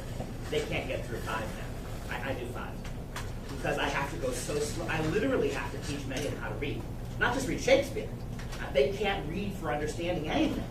So I teach half the plays now. We spend 3 weeks on a single play, and I go through the language, and they know nothing about the history, right? They come with no ability to connect dots historically. They don't know anything.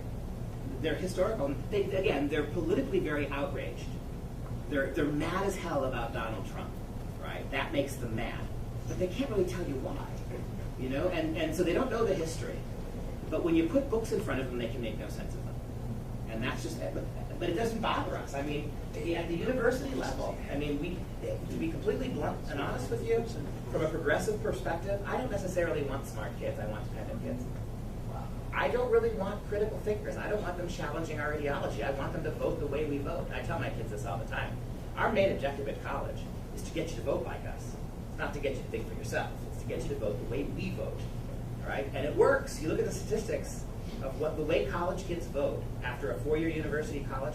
Look at how 4 years at a state university. Look at how for the first 3 election cycles, it's almost like 89%, I think is the number. For the first 3 election cycles, 89% of state college graduates vote the way their professors do. Now, interestingly, when they start having kids and mortgages and payrolls to meet, when they're in their 40s, some of them, not a lot, some of them will come back. But that's your 3 presidential elections in at that point, right? Abraham Lincoln was right. The philosophy of the classroom in one generation is the philosophy of government in the next. If you can get an entire generation of kids to believe this, then when they're in power, guess what happens? Everything changes. Last anecdote, and I promise I'll take one more question. An anecdote, one more question, and we'll get you out of here by 8:30. Anecdote. I think our last question. I think I lost lost my anecdote and tried to explain what I was going to do. So you give me your question first. Maybe it'll come back to me. Actually, I was just wondering if anybody else had seen this book.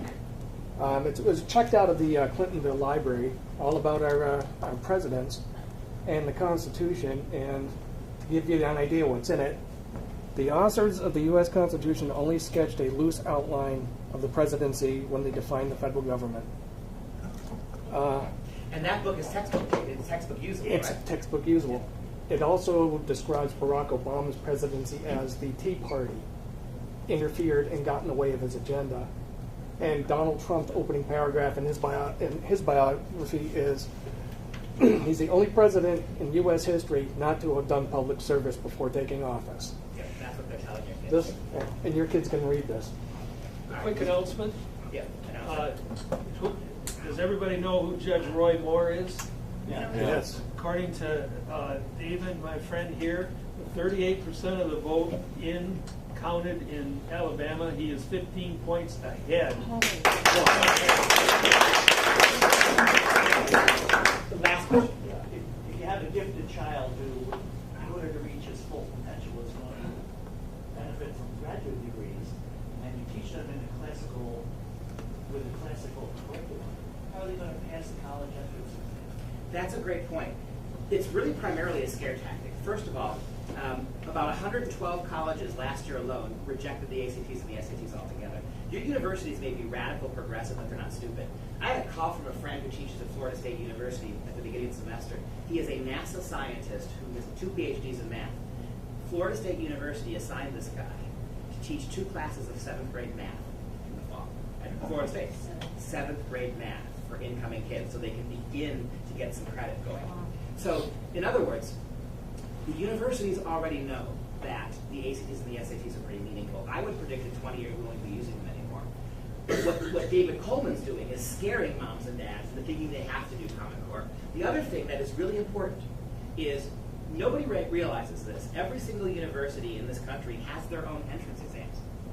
Your kid wants to go to UW-Madison, your kid wants to go to UW-Oshkosh, call up UW-Oshkosh and say, hey, I homeschooled my kid or whatever, I'm not going to take the SAT.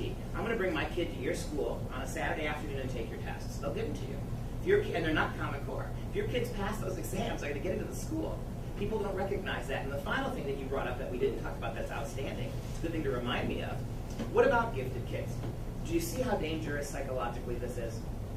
For a kid like me who was bad at math, I don't know what math I'm getting at a certain level. I'm not paying any, it's beyond me. What does this curriculum do to those kids? If you're a student who is innately gifted in math, you think that way. You're now being told that you're not allowed to think the way you were made to think. You're not allowed to understand it that way because it's unfair. Those kids who could do math, they're not just being held back. It's destructive, right? That thing which you know you can do, they're making these kids do math in non-mathematical ways. That's why we call this child abuse, right? You're making kids who can do math have to do it 1,000 ways that have nothing to do with numbers. It's all this writing now. It would be like teaching kids how to write by forcing them to use theorems or equations. Can you imagine in an English writing class forcing kids to use mathematical equations to express language? Now, the mathematical kids could do it. The mathematical kids might be able to pull that off. But what about the kids like me who were really, really good with language? You would worse than hold me back. You would crush any kind of educational aspirations that I have. And that's the real crime in all of this. But thank you very much. And if we've got some information, please at least take the name of the school board here in New London and send them a note. Just send them a note. Let them know what you think. Let them know. They won't. The people who oppose, the people who stand on the side of this kind of education, they're not going to take it too much to heart, but you can hold them accountable. And when you guys have school board elections, put more people on that are willing to listen. Too much of the school board is just, school boards all across the country are just yes men for the establishment. What are they doing there? Those are the little things that you can do in your communities to fight back a little bit. So, tell us what you think of cursive writing so we know. I think cursive writing is mandatory. No, yeah. I mean, I'm telling the people that. Oh, I know. I'm sorry. You meant tell them. Yeah, that's Chris is on that big time. The really good private schools here are doing it, and the kids are succeeding. Get it back into the schools. They do in second grade. They tip their hat at it. They introduce it to kids. But as with any other skill, if you don't hold them accountable and extend it through their elementary period, extend their writing of it until they become comfortable with it, it's meaningless. They'll forget it like anything else they'll forget. You have to have that as part of the curriculum. It's not that complicated. And the argument is technology. Bill Gates, right? The kids of the future will they won't be writing anything. They're going to be inputting data. That's a pretty grim future if you stop and think about it. Are you familiar with the Japanese form of education at all? Yeah. The Japanese education system is an outlier. It's an odd duck. First of all, the Japanese are viciously selective of who gets higher education at all. So the Japanese are, in their typically methodical way, they're so over-testing kids at the youngest ages that a lot of kids are preempted from higher education, even high school education, so it's complicated. The Japanese is a very outlier system. The one that everybody points to is the Singapore system, which has its merits. And the Common Core math people for a long time argued that their math was going to be like Singapore math. It turned out to be nothing like it. But there's much we can learn, certainly from East Asia, in terms of how to teach math to kids. But you've all heard about tiger moms, right? Why do Asian kids generally, it's a huge stereotype, but why do Asian kids generally outperform American and Western kids in math? Not because that they teach it better. It's because the moms and dads take no prisoners. There are no soccer leagues. There's no ballet lessons. There is no TV time. These kids are in front of the TV. They're in front of their books. They're doing their homework. They're in school longer than our kids. They go longer into the summer than our kids. And yeah, I'm sure those kids are missing out on certain social and athletic opportunities, but those kids really know their math. So you could do that with Common Core, I suppose. You could be more intensive about it, right? You could grind them down to nothing with it. Better yet, we've been teaching math to kids for 2,000 years, since the time of Euclid. What has really changed in math for kids in 2,000 years, 3,000 years? You're teaching math to kids from kindergarten through high school. Nothing's changed. All the new developments in math over the last 1,000 years come at the post-calculus level. Multiplication, addition, subtraction, geometry, trigonometry, nothing's changed. Nothing. We've taught kids in the West geometry and trigonometry for 2,000 years, and they've excelled. And now we're not teaching it to them anymore. That's it. This idea that we need new math, this idea that every 4 or 5 years we have to come up with a new math curriculum, no, you don't. The numbers there's nothing new in math, nothing. The only new things in the math that your kids are getting is all the sociology. It's all the bells and whistles around it that have nothing to do with the math. And every 5 years we change the math curriculum and make it more progressive and more sociological and less genuinely mathematic. It is 8:30. I'm not keeping you another second.